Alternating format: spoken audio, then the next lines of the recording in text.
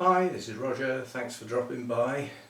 What's the silly idiot doing now? Well, what the silly idiot's doing is following up a request. Now Gail, who basically paid for the majority of this tree for my birthday, okay, I got it in advance of my birthday, has asked me on my birthday to take a picture of me with my birthday tree and send it to her. So what we do is we pose, because although this is a video, I can press a button and it takes a picture at a certain point. So we'll pose. Right, that's that done. And then I'll take a still off of that. Right, let's get the camera down.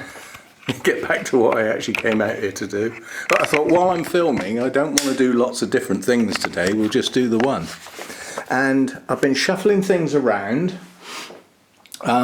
So we've got additional stuff in the flowering section now. I brought the zygo over, and I brought the little Oncidium cheriforum, however you want to say it, over here.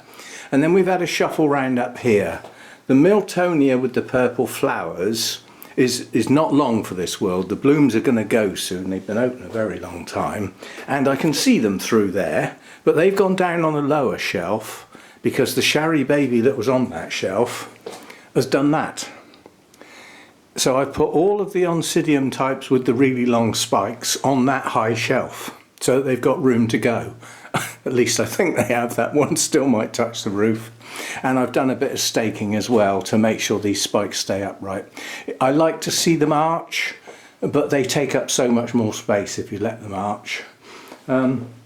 Yes, and I've watered everything in a pot out here today, with the exception of the cooler, shadier set, because they're not due for a couple of days yet. They're just not using the water up at the moment. Yeah, so we've had a water, and I haven't bought anything today. Too much buying yesterday. And as a consequence of all that buying and stuff, this is what I like about Amazon. There's one thing I've bought that it didn't mention anywhere on the site. Now, it wasn't eBay and it wasn't Amazon. It was direct from the, well, what sounded like the manufacturer. And then 2 days after you've bought it or ordered it, they send you an email saying that it will be sent to you direct from our manufacturer. And then a couple of days later you get an email with the tracking, and you find out that there's a little picture of an aeroplane with the word China next to it. Well, at least it's an aeroplane and not a boat, I suppose. So, you know, that's probably going to take a couple of weeks to get here. I ordered these two things yesterday, and here they are. Now that's, you know, sometimes that's what you want. So anyway, we got an unboxing and an unpacketing. Two things to sort out. I mean, I have mentioned what they are, but we can still do you know, let's get them out the packet and have a look at them and all that sort of stuff. So I'll have to put the camera back on the tripod again. I need two hands, and yeah, it's wine o'clock. It's getting late in the day. And I've just gone out in the kitchen and thought, what am I going to have for tea? You know, there's various things that can come out of the freezer and make a meal quite quickly. And it suddenly dawned on me, I've got some eggs that are probably coming up to their date. So I got them out and had a look at the date, which was a few days ago. And eggs are okay, because it's a best before date, not a use by date. You can get a bit iffy going past use by dates, although they've got fail-safe built in. But anyway, so I've decided to have a meal that I haven't had for a very, very long time. I'm going to have an omelette. So I got some peas and some sweet corn and some green beans, which I broke up into small pieces so that they're the same sort of size as the peas and the sweet corn. Which I will bring to the boil first so that they're nice and hot, and they can be folded into the omelette. So I'm going to have an omelette for tea. I haven't had an omelette for years, and I quite like simple food sometimes. That's going to take me less than 10 minutes to prepare. You know, it's a matter of whisking up the eggs, adding some salt, some pepper, bit of oil in the pan, pour it in, stir it around till it starts to set, then leave it to set, pour the veggies in, fold it in half on the plate. No, I'm not going to film it.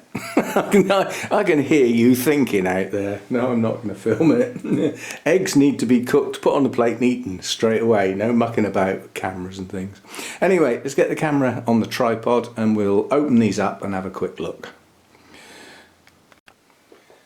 Right, so we're back. Now, first thing we need to do is you need to have a think. What's he got in his hand now? And what's he just said he's going to have for tea? I don't think they go that well together. Tough. Right, let's get that out of the way because we're going to be waggling things around. And you don't want to knock that over.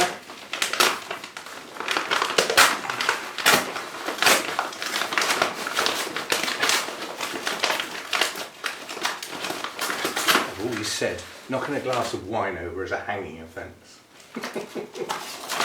Oh, and that's I'll add it in here because I've thought of it now. I've been looking through those what do you call it? These are me gloves. Those sayings on T-shirts and everything, and that hanging offence to do with the wine spillage just reminded me of one of them. I'm really busy today. So I suggest you just go away because the last thing I need to add to my workload is making your death look like an accident. Love that one. Right, we have leather fronted gloves. They're probably miles to. I hate gloves. But this will allow me to crack on at speed and not have to keep worrying about have we got prickles, you know. Because I do, you know. You get damage on your hand, you get a cut or anything like that. It has a knock-on effect, you know, because then you've got to watch out for infections and all that. So we've got a pair of gloves. We had a choice of black or yellow, and I thought we'll have yellow because knowing me, I don't wear gloves. I haven't owned gloves probably since the last time I went skiing when I was only that high. And I thought chances are I'm going to put these down somewhere and forget where I put them. Well, as they're bright yellow, I should be able to find them. I just got you know, pictures of those getting put down, like draped over the fence, or you know, and I'll forget where the hell I put them. So they're nice bright yellow, and they're a proper leather, so they should deter thorns from getting at me. They're not going to stop the really serious thorns, but they will aid and abet me being able to deal with them. And then this is hopefully a serious bit of kit. It's got work to do. It needs to be a serious bit of kit. I haven't spent a fortune on this simply because although this work has got to be done and it will have to be done regular, it doesn't have to be done lots of times per year. So, you know, it would seem a bit silly spending a fortune on an object that isn't going to get used very frequently. It's going to get used a few times a year, I suspect. I've got itchy eyes today. I can't blame it on pollen, can I? Not this time of year.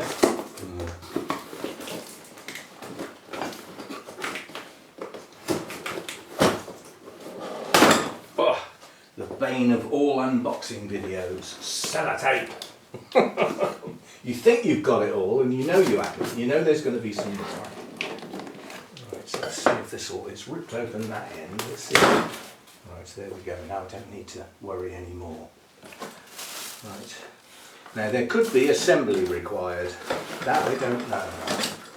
But having got this out, there is assembly required.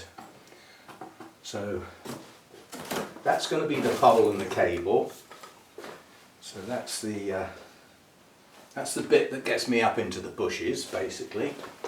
Just put that down. That's got a 10 metre cable and UK plug on it, obviously.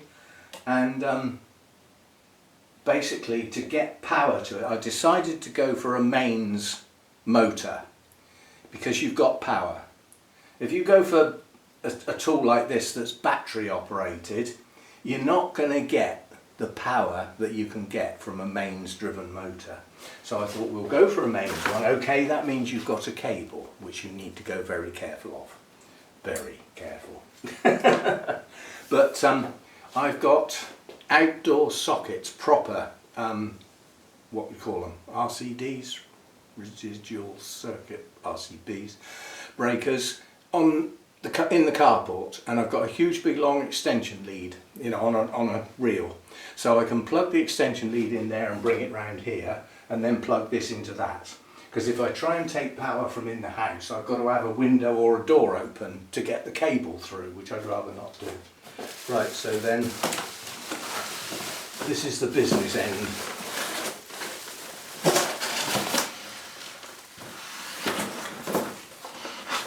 I read the reviews on this, and several of the reviews said it's heavy and clumsy to use because the motor is on the top. Well, that's correct, the motor is on the top. So this is going to be on the end of the pole. It's adjustable. I'll get that under my arm.